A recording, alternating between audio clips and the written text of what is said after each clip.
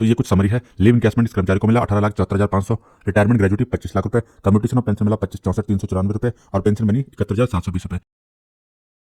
Pension इन सितंबर 2024। इस video में हम सबसे पहले देखेंगे लीव इनकैशमेंट, फिर ग्रेजुटी, फिर कम्युटेशन ऑफ पेंशन और उसके बाद लास्ट में पेंशन। तो शुरुआत करते हैं बेसिक डिटेल से। इस कर्मचारी का नाम शिवम सोनी है। ये लेवल 11 में लास्ट बेसिक पे 1,30,400 पर रिटायर होता है और जब ये रिटायर होता है तब तक इसकी टोटल सर्विस 28 साल और 6 महीने की पूरी हो जाती है। तो सबसे पहले हम देखेंगे कि लीव इनकैशमेंट की कैलकुलेशन कैसे होती है। इसके लिए हमें सबसे पहले बेसिक पे चाहिए होगा। लास्ट बेसिक पे इस कर्मचारी का 1,30,400 है, जिस पर DA 50% की रेट से हमने कैलकुलेट किया है, जो कि 65,200 रुपये निकल कर आता है और टोटल एमोल्यूमेंट इन दोनों को जोड़कर हो जाएगा 1,95,600।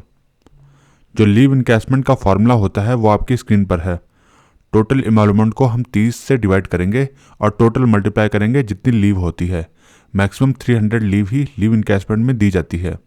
तो इस कर्मचारी का जो लीव का बैलेंस है वो कुछ इस प्रकार है। इसकी EL 250 बैलेंस है और जो HPL होती है वो इसकी 500 बैलेंस है। लेकिन जैसा कि मैंने आपको बताया, हम केवल 300 लीव ही कैलकुलेशन में यूज़ कर सकते हैं। हम EL 250 यूज़ करेंगे और बैलेंस जो 50 बच जाता है वो हम HPL यूज़ करेंगे। एक चीज़ ध्यान रखना, EL और HPL दोनों में लीव इनकैशमेंट का कैलकुलेशन कुछ अलग होता है। EL में हम क्या करेंगे कि जो टोटल एमोल्यूमेंट था उसको 30 से डिवाइड करेंगे और 250 से मल्टीप्लाई करेंगे तो 16,30,000 रुपये इसका लीव इनकैशमेंट आ जाएगा 250 EL का। अभी भी 50 HPL बैलेंस है। तो जो 50 HPL बैलेंस है उसके लिए हमें थोड़ा सा चेंजेस करना होगा। HPL का मतलब होता है हाफ पे लीव। हाफ पे लीव मतलब जो आपकी लीव सैलरी है, जो आपकी सैलरी है उसका हाफ होगा। तो कर्मचारी की जो लास्ट बेसिक पे था उसका हाफ हो जाएगा। 1,95,600 को 2 से डिवाइड करेंगे तो 97,800 हो जाएगा। तो 97,800 का हम 50% DA निकालेंगे तो 48,900 और टोटल इमोल्यूमेंट बनेगा 1,46,700। 1,46,700 को हम 30 से डिवाइड करेंगे और 50 से मल्टीप्लाई करेंगे तो 2,44,500 50 HPL का लीव इनकैशमेंट आ जाएगा। तो इस कर्मचारी को टोटल 18,74,500 रुपये लीव इनकैशमेंट मिलेगा, जिसमें से 16,30,000 EL का और 2,44,500 HPL का। दूसरे पार्ट में आते हैं हम रिटायरमेंट ग्रेजुटी में। रिटायरमेंट ग्रेजुटी में सबसे पहले लास्ट बेसिक पे हम 1,30,400 लेंगे, जो कि हमने अभी लिया था ऊपर। उसी प्रकार DA लेंगे 50% की रेट से और टोटल एमोल्यूमेंट हो जाएगा 1,95,600। तो सबसे पहले हम देखते हैं कि टोटल हाफ कितना होता है। रिटायरमेंट ग्रेजुटी की कैलकुलेशन में टोटल हाफ एक इंपॉर्टेंट फैक्टर होता है। इस कर्मचारी की जो टोटल सर्विस है वो 28 साल और 6 महीने की है। तो जो 6 महीने की सर्विस है उसको हम एक हाफ काउंट करते हैं। तो जो 28 साल की सर्विस हो गई, इसको 2 से मल्टीप्लाई करेंगे तो 56 हाफ हो जाएगा।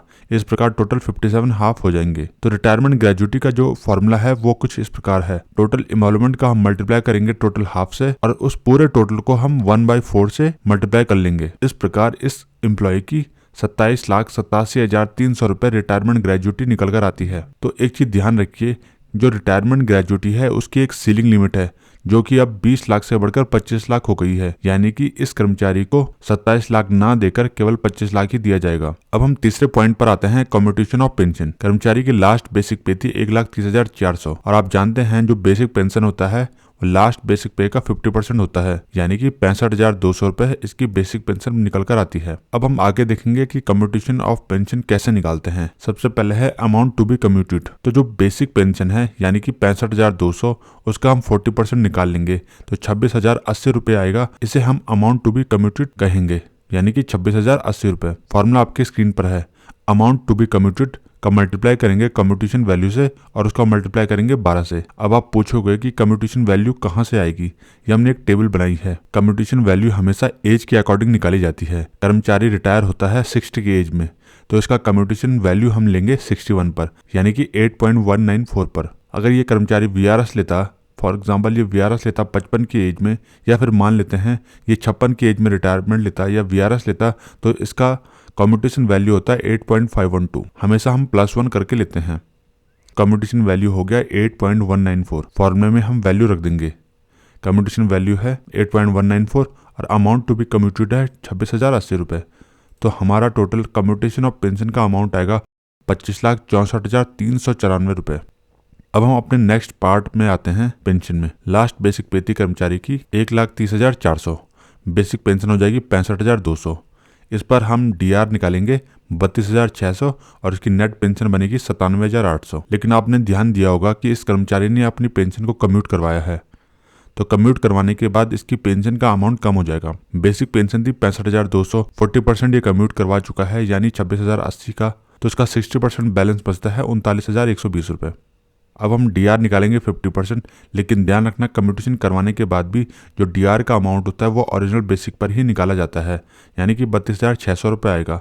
तो नेट पेंशन बन जाएगी इस कर्मचारी की 39,120 रुपये और 32,600 को जोड़ लेंगे तो 71,720 रुपये इस कर्मचारी की पेंशन बन जाएगी। तो ये कुछ समरी है। लीव इनकैशमेंट इस कर्मचारी को मिला 18,74,500, रिटायरमेंट ग्रेजुटी 25 लाख रुपए, कम्यूटेशन ऑफ पेंशन मिला 25,64,394 रुपये और पेंशन बनी 71,720 रुपये, यानी कि सितंबर में इस कर्मचारी को 70,10,614 रुपये मिले।